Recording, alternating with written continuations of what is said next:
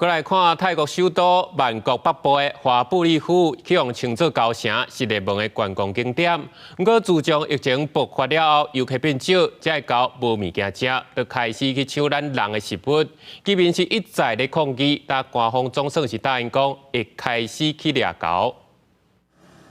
泰国首都曼谷北部的华富里府一向有高山仔城的称呼，当地高山仔有2500只。疫情发生前，一寡游客会炸金蕉等食物来甲吃，变作是当地的观光特色。不过新冠疫情封城影响游客消失，这高山仔找无食的，变得真饥饿较歹，会抢当地人的食物。为了防止高山仔入侵，当地主体商店窗仔门关暗，居民怨叹讲，家己才亲像住伫人仔内。 伫少年山攻击事件也甲居民真生气了后，泰国野生动物管理局伫初三宣布，顶礼拜已经采取行动，引用金蕉甲诱拐高山仔进入人仔内掠食的伫街路4架数的高山仔。到目前为止，有37只狗已经挂暗箍，其中有一寡公的是领袖，也有考虑分化这领袖。泰国野生动物管理局表示，掠到了后会甲这阵狗掩起来，转移去专门饲因的所在。